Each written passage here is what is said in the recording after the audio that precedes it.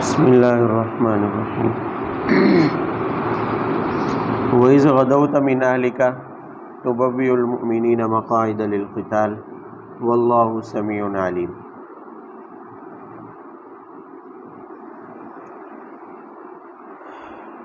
اس رکوع کا پچھلی آیات کے ساتھ تعلق یہ ہے کہ پچھلی آیت میں ہم نے ابھی پڑھا ہے کہ اِن تَمْسَسْكُمْ حَسَنَةٌ تَسُؤْهُمْ وَإِن تُصِبْكُمْ سَيِّئَةٌ يَفْرَحُوا بِهَا۔ اللہ رب العزت نے دو باتیں ارشاد فرمائی کہ اگر تمہیں کوئی کامیابی ملے تو یہ کیا ہوتے ہیں؟ ناخوش ہوتے ہیں، ناپسند کرتے ہیں، غمگین ہو جاتے ہیں یہود اور اہل کتاب۔ اور اگر تمہیں کوئی ناکامی ہو، تمہارا کوئی نقصان ہو جائے تو یفرحوا بہا، یہ اس پر خوشی مناتے ہیں۔ تو اگلے رکوع میں اسی کی دو مثالیں ذکر کی ہیں، دو باتیں تھیں، دونوں کی ایک ایک مثال بیان کی ہے۔ کون سی دو باتیں تھیں؟ میں کہ تمہیں اگر کوئی بھلائی کامیابی ملے تو یہ کیا ہے؟ غم میں مبتلا ہو جاتے ہیں، پریشان ہو جاتے ہیں۔ ایک مثال اس کی بیان کی ہے، اور دوسری بات یہ تھی کہ ان تصبکم سیئۃ یفرحوا بہا، اگر تمہیں کوئی ناکامی ہو، نقصان پہنچے تمہیں تو یفرحوا بہا، یہ اس پر کیا ہو جاتے ہیں؟ خوش۔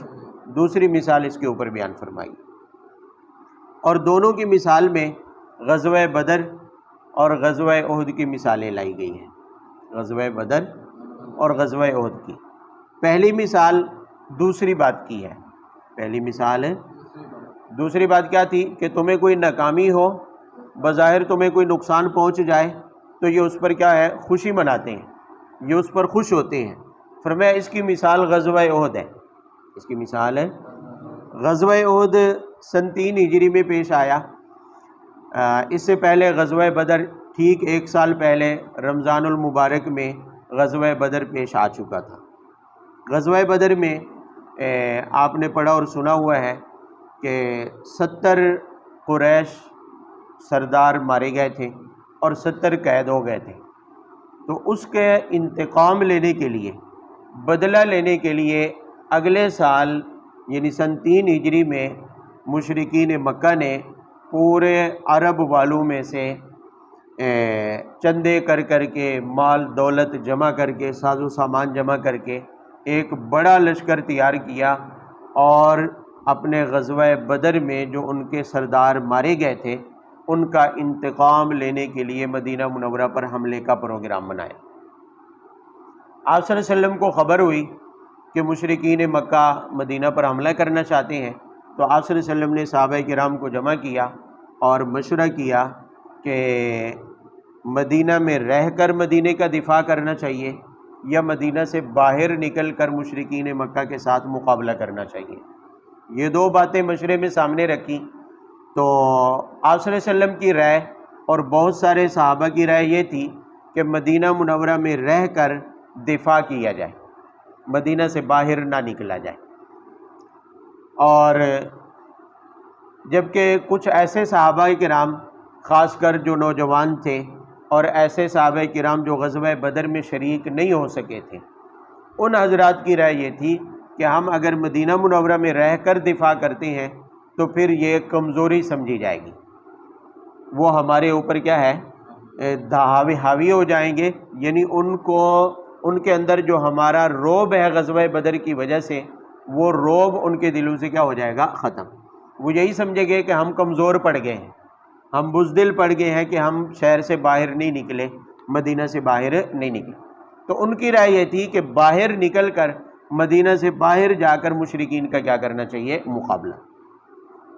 تو بہرحال چونکہ ایسے حضرات کا ایک تو شوق تھا کہ غزوہ بدر میں شریک نہیں ہو سکے تو شریک بھی ہو جائیں گے، دوسرا یہ ہے کہ کمزوری بھی نہیں سمجھی جائے گی، ہم باہر نکلیں گے تو ان کے اوپر رعب پڑے گا، اور تیسری ایک وجہ یہ بھی تھی کہ جو حضرات غزوہ بدر میں شریک نہیں ہوئے تھے، غزوہ بدر میں کچھ صحابہ کرام جو شہید ہوئے تھے ان کی شہادت کے بارے میں قرآن پاک کے اندر بہت سارے فضائل آئے، اور آپ صلی اللہ علیہ وسلم کی زبانی بھی شہداء کے فضائل بیان ہوئے۔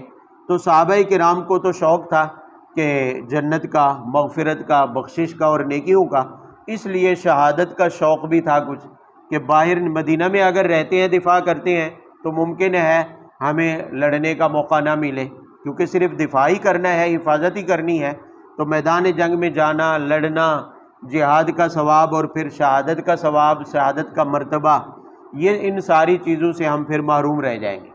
تو اس شوق اور جذبے کو دیکھتے ہوئے آپ صلی اللہ علیہ وسلم نے مدینہ سے باہر نکل کر مقابلہ کرنے کا فیصلہ فرمایا۔ یہ یاد رہے کہ اس موقع پر وہ منافقین بھی شریک تھے جو یہود میں سے منافقانہ طور پر مسلمان ہوئے تھے، تقریباً ان کی تعداد 300 سے کچھ زائد تھی، اور ان کا جو سربراہ تھا وہ عبداللہ بن ابی بن سلول، بڑا معروف یہودی منافقانہ طور پر جو مسلمان ہوا تھا۔ چونکہ تب تک ان کی منافقت ظاہر نہیں ہوئی تھی، ان کے دلوں میں جو کفر پوشیدہ تھا اس کا اظہار نہیں ہوا تھا، یہ بھی مسلمانوں کا حصہ سمجھے جاتے تھے، اور اس مشورے میں بھی یہ شریک تھے اور جنگ میں بھی یہ کیا تھے؟ شریک تھے۔ عبداللہ بن ابی بن سلول نے اس مشورے میں اس کی رائے بھی یہ تھی کہ یہاں مدینہ میں رہ کر ہی کیا کیا جائے؟ دفاع، باہر نہ نکلا جائے، لیکن باہر جانے کا فیصلہ ہوا، چنانچہ انہیں بھی مسلمانوں کے ساتھ جانا پڑا۔ اب صورتحال یہ تھی کہ مشرکین مکہ پورے قوت کے ساتھ، پورے ساز و سامان کے ساتھ لیس ہو کر آئے، ان کے پاس ساز و سامان بھی تھا، اسلحہ بھی تھا، سواریاں بھی تھیں، اور 3000 کا لشکر بھی تھا، جو مسلمانوں کے مقابلے میں بہت بڑا لشکر تھا، جبکہ مسلمانوں کی تعداد 1000 تھی۔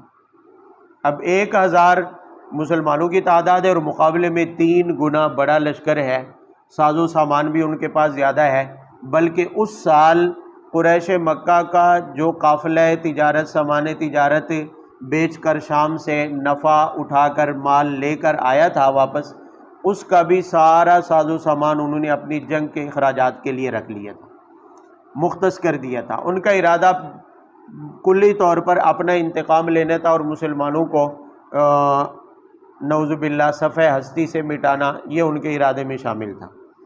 اور مکہ کے اڑوس پڑوس کے جو دیگر مشرکین کے قبائل تھے عرب کے، انہوں نے بھی ان کا ساتھ دیا۔ تو جب دونوں لشکر آمنے سامنے آئے تو عبداللہ بن ابی بن سلول عین اس ٹائم میں کہ جب مشرکین مکہ کا لشکر بالکل سامنے موجود ہے، عبداللہ بن ابی بن سلول نے یہ کہہ کر کہ ہماری رائے کو ترجیح نہیں دی گئی ہے، مدینہ منورہ میں رہ کر دفاع کرنے کی جو رائے تھی، لہٰذا ہم اس لڑائی سے کیا ہوتے ہیں؟ علیحدہ، کیونکہ منافق تھا اور ان کی خواہش تھی کہ مسلمانوں کو کسی طرح کیا ہو؟ نقصان ہو۔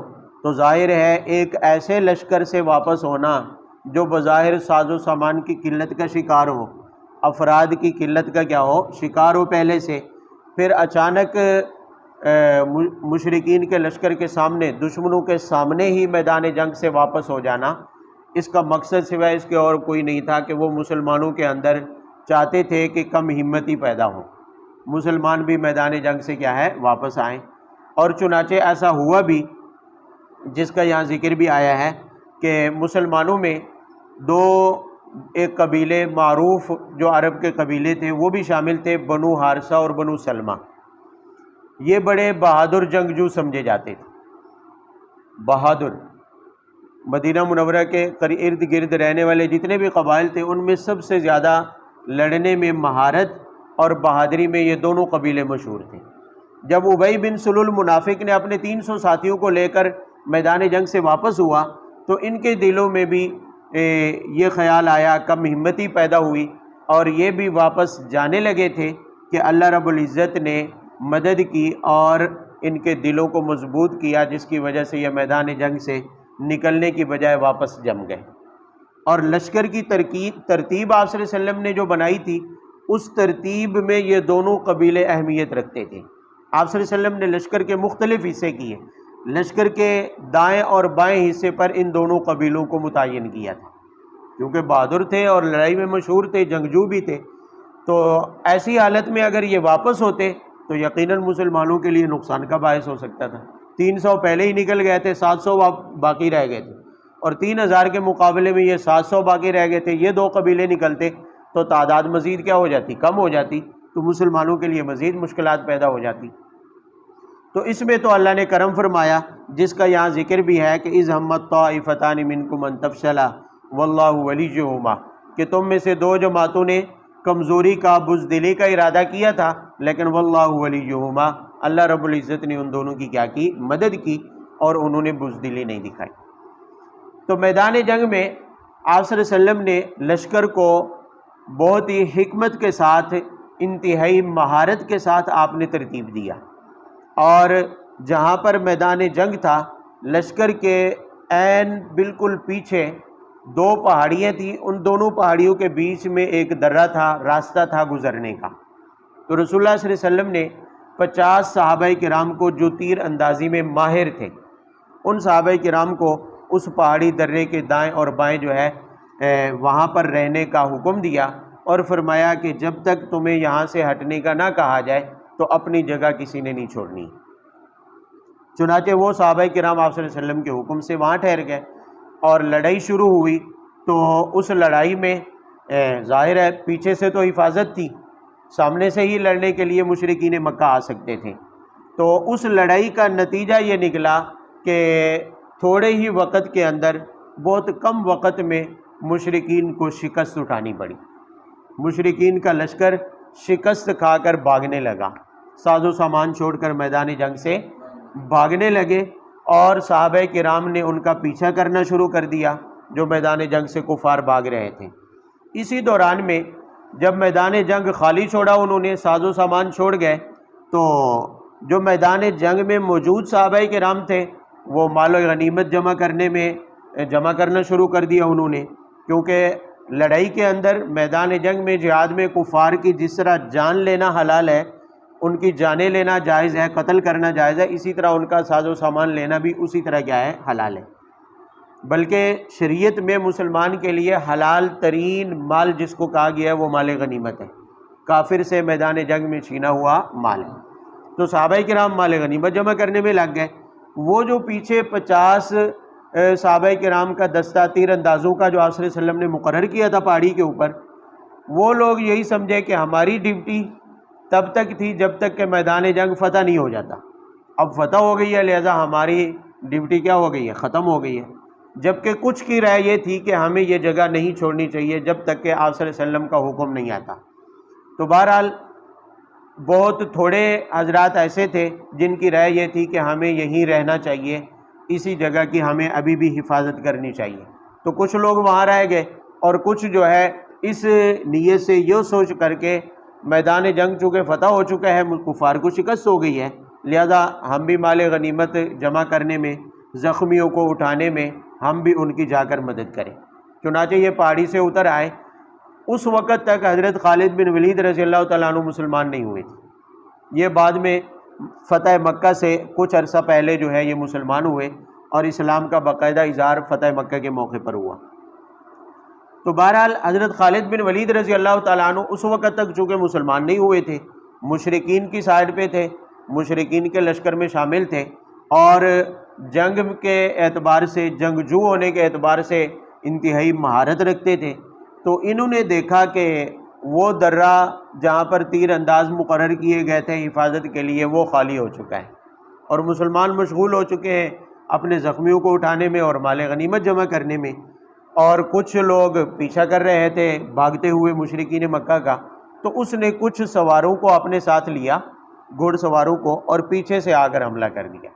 تو ظاہر ہے ایک غیر متوقع حملہ تھا، اچانک حملہ تھا، اور جو تیر انداز وہاں مقرر ہوئے تھے ان میں سے اکثر نیچے آ چکے تھے، تو وہ جگہ خالی تھی۔ یوں خالد بن ولید کی وہ مہارت کام آئی، اور اس اچانک حملے مسلمانوں کے لیے ایک اچانک ہونے والا حملہ ایسا تھا کہ جس کا مقابلے کے لیے مسلمان سنبھل نہیں سکے، جس کی وجہ سے مسلمانوں کو بہت زیادہ نقصان اٹھانا پڑا۔ اور یہاں پر میدان جنگ میں جہاں مسلمانوں فتح حاصل کر چکے تھے، وقتی طور پر یہ نقصان اٹھانا پڑا کہ 70 صحابہ کرام اس میدان میں شہید ہوئے، اور اس اچانک حملے کی وجہ سے اکثر صحابہ کرام زخمی ہوئے، حتیٰ کہ رسول اللہ صلی اللہ علیہ وسلم کے دانت مبارک بھی اسی حملے کے دوران میں شہید ہوئے۔ تو بہرحال یہ وقتی حملہ، اچانک حملہ مسلمانوں کے نقصان کا باعث تو بنا، لیکن مسلمان پھر اسی حملے کے دوران ہی ایسے جم گئے کہ خالد بن ولید کو جو مشرکین کی اس وقت سربراہی کرتے ہوئے اس دستے کی حملہ کر رہے تھے، انہیں یہ جرأت نہ ہوئی کہ مسلمانوں کو اس سے مزید نقصان پہنچا سکے یا کلی طور پر میدان جنگ میں شکست دے سکے، وہ اپنے حملے کو ادھورا چھوڑ کر واپس بھاگ گئے، اور یوں مسلمانوں کو جانی نقصان تو اٹھانا پڑا لیکن میدان جنگ پھر بھی ان کے ہاتھ میں رہا۔ اس کے بعد یہ ہوا کہ آپ صلی اللہ علیہ وسلم نے آپ صلی اللہ علیہ وسلم کو اسی دوران پھر خبر ملی کہ مشرکین مکہ کے درمیان میں یہ مشورہ چل رہا ہے کہ چونکہ مسلمان زخمی ہو چکے ہیں، میدان جنگ میں 70 مسلمان شہید ہو چکے تھے، یہ خبر جب ان کو ملی تو مشرکین نے یہ ارادہ کیا، مشورہ کرنے لگے کہ دوبارہ جا کر حملہ کرتے ہیں، قصہ ختم کر دیتے ہیں، مسلمانوں کو نعوذ باللہ ہمیشہ کے لیے خاتمہ کر دیتے ہیں۔ تو یہ خبر جب آپ صلی اللہ علیہ وسلم کو ملی تو آپ صلی اللہ علیہ وسلم نے دوبارہ غزوہ بدر صغریٰ کے نام سے جو غزوہ مشہور ہے، آپ صلی اللہ علیہ وسلم نے اس کے لیے تیاری کا حکم دے دیا۔ تو اس دوران میں بہت سارے، چونکہ اکثر حضرات زخمی ہو چکے تھے اور بہت سارے شہید بھی ہو چکے تھے، تو اس کی وجہ سے کچھ حضرات میں کم ہمتی، مایوسی اور نا امیدی پھیلی ہوئی تھی، جس کا ذکر آگے آ رہا ہے کہ اللہ رب العزت نے ان کے اندر ایسی ہمت اور اعتماد ڈالا کہ اللہ کی اس مدد اور نصرت کی وجہ سے اسی زخمی حالت میں پھر واپس گئے، اور مشرکین کو جب خبر ملی کہ محمد صلی اللہ علیہ وسلم اپنے ساتھیوں کو لے کر پھر حملہ کرنے کے لیے آ رہے ہیں، تو اللہ رب العزت نے ان کے دلوں میں ایسا رعب ڈالا کہ یہ خبر سنتے ہی وہ ایسے بھاگے کہ مکہ جا کر دم لیا، انہوں نے راستے میں کہیں نہیں رکے ہیں۔ تو یہ بھی ایک طرح سے اللہ رب العزت کی طرف سے مدد تھی۔ تو بہرحال یہاں جو بیان کرنا مقصود ہے وہ یہ ہے کہ غزوہ احد میں غیر متوقع طور پر جو فتح اچانک شکست سے بدل گئی اور مسلمانوں کو نقصان اٹھانا پڑا، 70 صحابہ کرام شہید ہوئے اور باقی تقریباً اکثر حضرات ایسے تھے جو زخمی ہوئے، ان میں بھی بہت سارے شدید زخمی تھے۔ تو یہ خبر ایسی تھی جو منافقین کے لیے، یہود کے لیے خوشی کا باعث بنی۔ جو مدینہ منورہ میں رہنے والے وہ منافقین بھی جو جنگ سے واپس آ گئے تھے، اور جو یہودی مدینہ میں آباد تھے مسلمانوں کے ساتھ ان کی عداوت اور بغض تھا، جس کا ذکر پچھلے آیات میں آیا ہے، تو فرمایا کہ انہوں نے اس پر خوشی کا اظہار کیا، انہوں نے اس پر خوشی کا اظہار فرمایا۔ یہ بات سمجھائی جا رہی ہے مسلمانوں کو کہ دیکھیں تمہیں وقتی طور پر نقصان اٹھانا پڑا غزوہ احد میں، لیکن یہود و نصارہ کی حالت یہ ہے کہ اس پر انہوں نے کیا منائی؟ خوشی منائی، اور خوشی مناتے ہوئے حتیٰ کہ بعض تو یہ کہنے لگے، صحابہ کرام سے جب ملاقات ہوئی تو صحابہ کرام کو یہودی کہنے لگے کہ ہم نہیں کہتے تھے کہ ہمارا یہودی مذہبی کیا ہے؟ برحق ہے، نعوذ باللہ اسلام جو ہے وہ برحق مذہب نہیں ہے، محمد تمہیں کہتا تھا کہ اللہ رب العزت کی مدد ہمارے ساتھ ہے، اب دیکھو تمہیں شکست ہو گئی ہے اور اللہ کی طرف سے کوئی مدد بھی نہیں آئی ہے۔ تو مسلمانوں کو یہ سمجھایا جا رہا ہے کہ یہ تمہارے ساتھ بغض و عداوت سے اتنے بھرے ہوئے ہیں کہ تمہاری اس عارضی شکست کی وجہ سے، اس عارضی نقصان کی وجہ سے انہیں کیا ہوئی ہے؟ خوشی محسوس ہوئی ہے، تو ان کے تمہارے ساتھ کبھی بھی دلی دوستی نہیں ہو سکتی ہے، کبھی بھی یہ تمہارے خیر خواہ نہیں ہو سکتی۔ البتہ اس میں مسلمانوں کو یہ تنبیہ بھی کر دی گئی کہ اللہ رب العزت کی مدد تبھی شامل حال ہوتی ہے میدان جنگ میں بھی اور میدان جنگ سے باہر بھی، کہ جب امیر کے حکم کی اطاعت کی جائے، جب امیر کے حکم کی کیا کی جائے؟ اطاعت کی جائے۔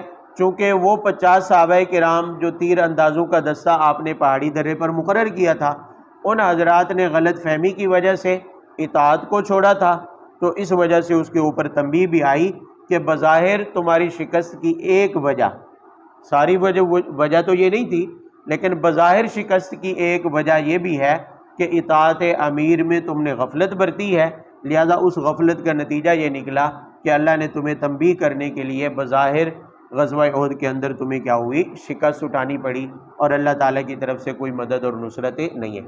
جیسے غزوہ بدر میں فرشتے آئے تھے، غزوہ حنین میں فرشتوں کی مدد آئی تھی، لیکن غزوہ احد میں اللہ کی طرف سے فرشتوں کی مدد نہیں آئی۔ یہاں ایک اور بات بھی سمجھنے کے لائق ہے کہ میدان جنگ میں اطاعت امیر فرض ہے، اطاعت امیر کیا ہے؟ فرض ہے، اور جہاں جو صحابہ کرام وہ پہاڑی درہ چھوڑ کر آئے تھے تو انہوں نے اس فرض حکم کی کیا کی ہے؟ خلاف ورزی. تو بظاہر یہ گناہ ہے، بظاہر یہ کیا ہے؟ گناہ لگ رہا ہے، نافرمانی لگ رہا ہے، کیونکہ فرض کو چھوڑنا کیا ہے؟ نافرمانی ہے. لیکن وہی بات جو میں پہلے بھی اکثر کہتا رہتا ہوں کہ صحابہ کرام نے اس موقع پر جو غلطی کی ہے اسے خطائے اجتہادی کہتے ہیں. اسے کیا کہتے ہیں؟ خطائے اجتہادی. بھئی کچھ کا اجتہاد یہ تھا، اپنے اجتہاد سے کام لے رہے تھے. کچھ کا اجتہاد یہ تھا کہ یہاں پر بیٹھنے کا حکم تب تک تھا جب تک میدان میں فتح حاصل نہیں ہو جاتی. لہذا اب ہمیں فتح حاصل ہو گئی ہے تو حکم پورا ہو گیا. حکم کیا ہو گیا ہے؟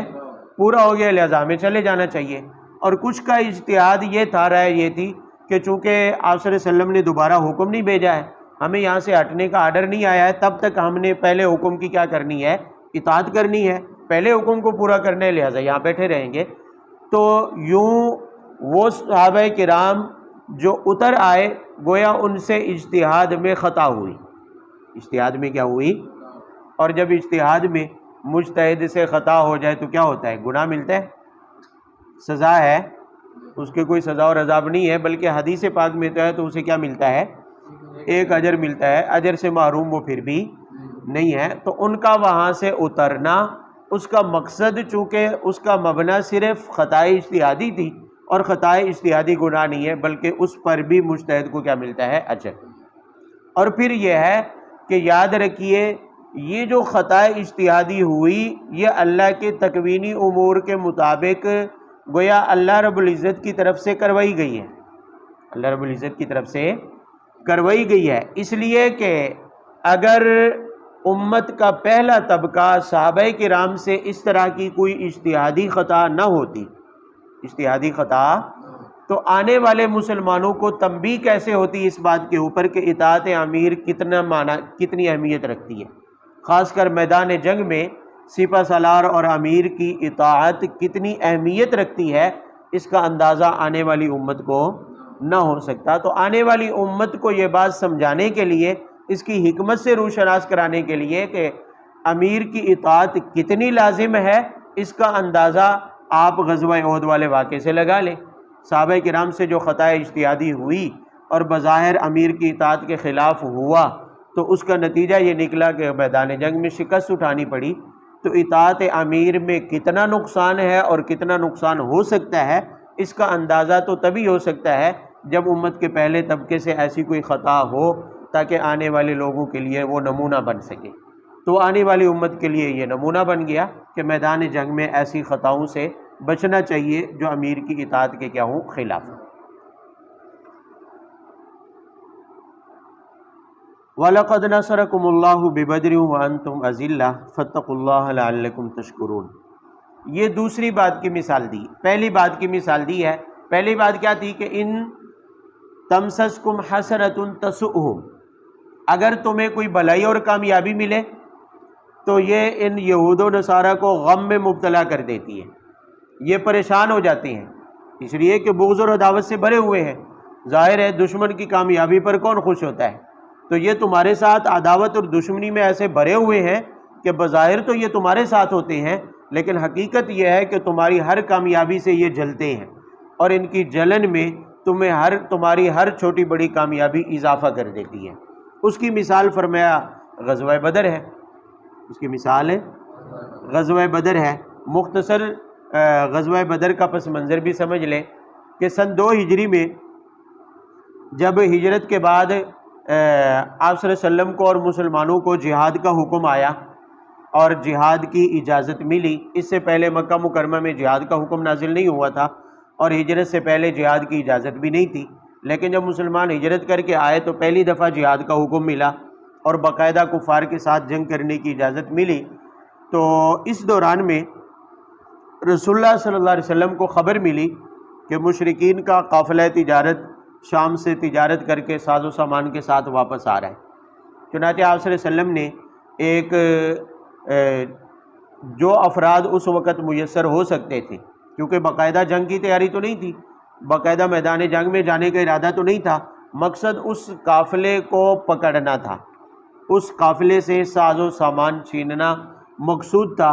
اور مقصد اس سے بھی یہ مقصد تھا کہ قافلے میں جو ساز و سامان مشرکین مکہ کا جا رہا ہے، جب یہ قافلہ ان تک نہیں پہنچے گا، جب یہ ساز و سامان ان تک نہیں پہنچے گا تو دشمن مالی طور پر کمزور ہو جائے گا، مالی طور پر مشرکین مکہ کیا ہو جائیں گے؟ کمزور۔ چنانچہ آپ صلی اللہ علیہ وسلم نے اس قافلہ تجارت کی سربراہی ابو سفیان کر رہا تھا، مشرکین مکہ کا سردار بھی تھا اور اس وقت اس قافلے تجارت کی سربراہی بھی کر رہے تھے، تب تک ابو سفیان مسلمان نہیں ہوئے تھے۔ تو آپ صلی اللہ علیہ وسلم نے اس قافلے کو روکنے کی غرض سے، پکڑنے کی غرض سے کچھ صحابہ کرام کو ساتھ لیا جن کی تعداد 313 تھی، اور آپ صلی اللہ علیہ وسلم مدینہ سے باہر نکلے۔ لیکن جو ہی مدینہ منورہ سے مسلمان اس ارادے سے نکلے تو ادھر ابو سفیان کو بھی خبر مل گئی، اس کی بھنک پڑ گئی کہ مسلمان جو ہے قافلے پر حملہ کرنا چاہتے ہیں۔ تو ابو سفیان نے فوراً جس راستے سے وہ آ رہا تھا پہلے تو وہ راستہ تبدیل کیا اور ادھر مکہ میں خبر بھیج دی کہ مدینہ منورہ سے مسلمان جو ہے وہ قافلہ تجارت کو لوٹنا چاہتے ہیں، لہذا اگر اپنا ساز و سامان تم نے بچانا ہے تو فوری طور پر مدد کے لیے پہنچو۔ چنانچہ مشرکین مکہ نے فوری طور پر افراد جمع کیے اور 1000 افراد کو جمع کر کے اپنے قافلے کی حفاظت کے لیے وہاں سے چل پڑے، اور یوں قافلہ تجارت تو اپنا راستہ بدل کر دوسرے راستے سے مکہ پہنچ گیا، اور یوں مسلمانوں جب وہاں پہنچے تو مسلمانوں کے سامنے میں مشرکین مکہ کا لشکر تھا، اور وہ 1000 کے لشکر، اور ادھر مسلمانوں کی تعداد 313 ہے، اور باقاعدہ تیاری بھی نہیں ہے کیونکہ جنگ کے لیے تو نکلے نہیں ہیں، قافلہ تجارت کو لینا مقصود تھا، اور قافلہ تجارت کے اوپر حملہ کرنے کے لیے چند 100 کی تعداد بھی کافی تھی، اور ساز و سامان جو بھی انہیں میسر تھا، تلواریں، تیر، جو بھی سواریاں میسر تھی وہ کافی تھی، لیکن 1000 جو تیاری کے ساتھ آیا ہے اس کا مقابلہ کرنے کے لیے ادھر 313 افراد ہیں، اور چند ٹوٹی پھوٹی تلواریں ہیں، 2 گھوڑے اور 70 اونٹ ہیں جن کے اوپر باری باری سوار ہو کر جا رہے تھے، اور اس حالت میں جا رہے ہیں کہ تیر بھی پورے نہیں ہیں، تلواریں بھی پوری نہیں ہیں، اسلحہ بھی پورا نہیں ہے، اور افراد بھی بہت تھوڑے سے ہیں۔ جب آپ صلی اللہ علیہ وسلم کو علم ہوا کہ وہ تو باقاعدہ جنگ کے لیے آ گئے ہیں، تو اس موقع پر آپ صلی اللہ علیہ وسلم نے صحابہ کرام سے مشورہ کیا کہ ہماری نیت تو قافلہ تجارت کو لینا تھا، لیکن اب چونکہ کیفیت باقاعدہ جنگ کی بن گئی ہے تو اب آپ حضرات کی کیا رائے ہے؟ آپ صلی اللہ علیہ وسلم کا مقصد جانچنا تھا کہ ان حضرات کی ہمت کتنی ہے، ان کے ارادے کتنے ہیں، ایسا نہ ہو کہ میدان جنگ میں ہم جائیں اور وہاں ہمیں ہزیمت اٹھانی پڑے۔ تو اس موقع پر آپ صلی اللہ علیہ وسلم نے خطاب کیا، تقریر کی، اور بیان کرنے کے بعد یہی سوال سب سے پوچھا کہ آپ حضرات کی رائے کیا ہے، اگر ہم میدان جنگ میں جاتے ہیں تو آپ حضرات کا اس کے بارے میں کیا خیال ہے؟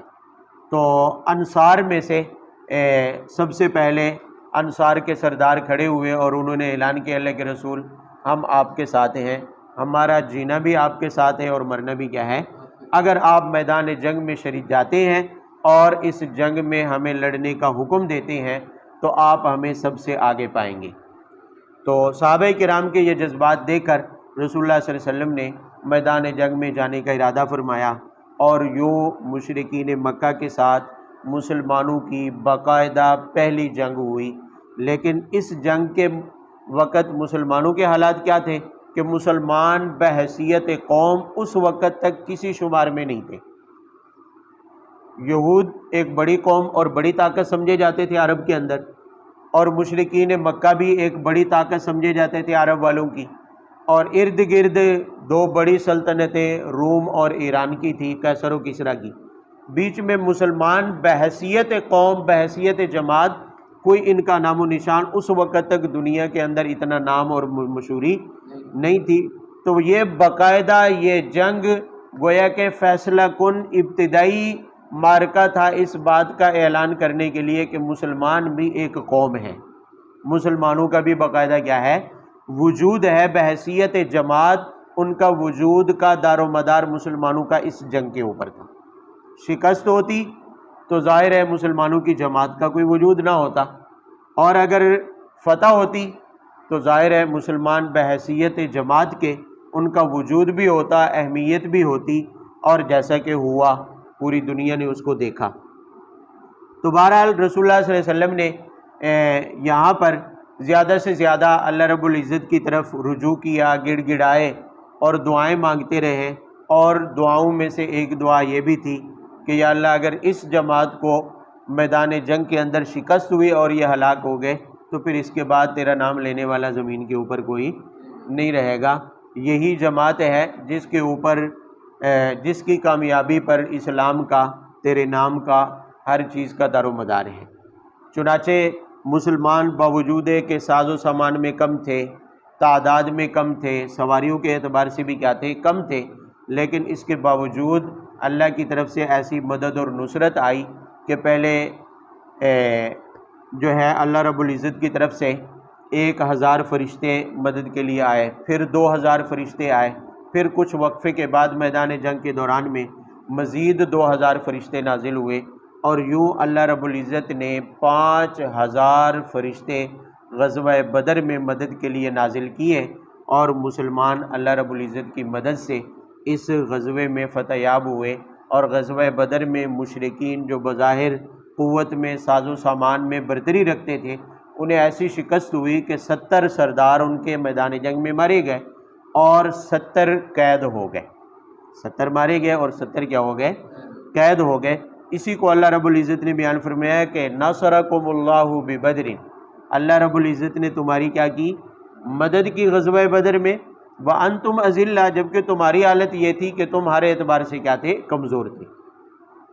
فاتقوا اللہ لعلکم تشکرون، لہذا اس مدد اور نصرت کے بعد اللہ رب العزت کا شکر ادا کرو۔ اذ تقول للمؤمنین لن یکفیکم، اگلی آیت میں فرشتوں کی مدد کا ذکر ہے، فرشتوں کی مدد کا ذکر ہے کہ آپ صلی اللہ علیہ وسلم نے پہلے صحابہ کرام سے فرمایا تھا کہ اللہ کی طرف سے 3000 فرشتے آئیں گے، لیکن عین میدان جنگ میں اللہ کی طرف سے فیصلہ ہوا اور اللہ کے فیصلے کے مطابق 5000 فرشتے مدد کے لیے نازل ہوئے، پہلے 1000 پھر 2000 کر کے کل 5000 فرشتوں کی طرف سے مدد آئی۔ لیکن یہ ذہن میں رہے کہ فرشتے باقاعدہ تیر تلوار اٹھا کر مار نہیں رہے تھے، بلکہ مسلمانوں کی مدد کر رہے تھے۔ مسلمان تلوار مارتا، اگر مسلمان کا وار خطا بھی ہو رہا ہوتا تو تلوار کا وار فرشتے کی مدد سے خطا نہیں ہوتا تھا، سیدھی اپنے نشانے پر جا کر لگتی تھی، اور ایسا وار لگتا کہ اگلے کا کام تمام ہو جاتا۔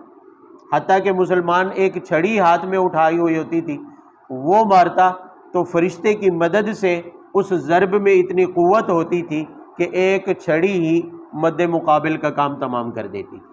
اور صحابہ کرام نے میدان جنگ میں لڑائی کے دوران میں اس کا مشاہدہ اپنی آنکھوں سے کیا، اگرچہ فرشتے تو آنکھوں سے اوجھلتے نظر نہیں آ رہے تھے، لیکن اس موقع کے اوپر اللہ رب العزت نے مسلمانوں کو بعض چیزیں، مسلمان اس کا مشاہدہ بھی کر رہے تھے۔ مثلا ایک صحابی کہتے ہیں کہ میں ایک کافر کے پیچھے دوڑا اس کو مارنے کے لیے، تو پیچھے سے اس کے اوپر لاٹھی کا وار کیا، پیچھے سے بھاگتے ہوئے اس کے اوپر، کافر کے اوپر، وہ ایسے دھڑام سے اور چٹاک سے گرا زمین کے اوپر کہ جیسے میں نے لاٹھی نہ ماری ہو، کوئی اس سے بھی بڑی وزنی چیز ماری ہو۔ اور جب اس کو پلٹ کر دیکھا تو اس کا چہرہ جو ہے وہ نیلا پڑ گیا تھا، یعنی ایسے جیسے کوئی شدید ضرب لگی ہو اس کو۔ تو یہ فرشتے مسلمانوں کی مدد کر رہے تھے، لیکن باقاعدہ انہوں نے ہتھیار نہیں اٹھائے ہوئے تھے، ہتھیار تو مسلمان ہی استعمال کر رہے تھے، لیکن فرشتوں کی مدد سے ان ہتھیاروں کا وار کوئی خطا نہیں جا رہا تھا، چھڑی بھی مارتے تو اسی سے کافر کا کیا ہو جاتا؟ کام تمام ہو جاتا تھا۔ یہ اللہ رب العزت کی طرف سے مدد تھی مسلمانوں کی جو غزوہ بدر کے اندر پیش آئی۔ فرمایا وما جعل اللہ الا بشرا لکم ولتطمئن قلوبکم بہ وما النصر الا من عند اللہ۔ 3 باتیں فرمائی ہیں۔ فرمایا کہ غزوہ بدر میں اللہ کی طرف سے فرشتے مدد کے لیے نازل ہوئے، اس میں حکمت کیا ہے؟ بشرا لکم، تمہیں خوشخبری دینے کے لیے، تمہیں خوشخبری دینے کے لیے۔ اور دوسری فرمایا ولتطمئن قلوبکم بہ، تاکہ تمہارے دل کیا ہو جائے؟ مطمئن ہو جائے۔ بھی 313 اور مقابلے میں ساز و سامان سے لیس تیاری کے ساتھ 1000 کا لشکر ہو تو دل کیسے مطمئن ہو سکتا ہے؟ جب فرشتوں کی مدد آئی اور مسلمانوں نے دیکھا کہ فتح ہو رہی ہے تو ان کے دل کیا ہو گئے؟ مطمئن ہو گئے۔ فرمایا ومن نصر الا من عند اللہ۔ ایک تنبیہ کی ہے، فرمایا کہ مدد صرف اللہ کی طرف سے ہو سکتی ہے، اللہ کے علاوہ کوئی اور مدد نہیں کر سکتا۔ لہٰذا اللہ کے علاوہ کوئی نبی ہو، ولی ہو، کوئی بھی بڑی شخصیت ہو، اللہ کا کوئی مقرب بندہ ہو، تو مدد صرف اللہ کر سکتا ہے، غیر اللہ مدد نہیں کر سکتے، اور نہ ہی غیر اللہ سے مدد مانگنا کیا ہے؟ جائز ہے۔ لِيَقْطَعَ طَرَفًا مِّنَ الَّذِينَ كَفَرُوا أَوْ يَكْبِتَهُمْ فَيَنقَلِبُوا خَائِبِينَ لَيْسَ لَكَ مِنَ الْأَمْرِ شَيْءٌ أَوْ يَتُوبَ عَلَيْهِمْ أَوْ يُعَذِّبَهُمْ فَإِنَّهُمْ ظَالِمُونَ۔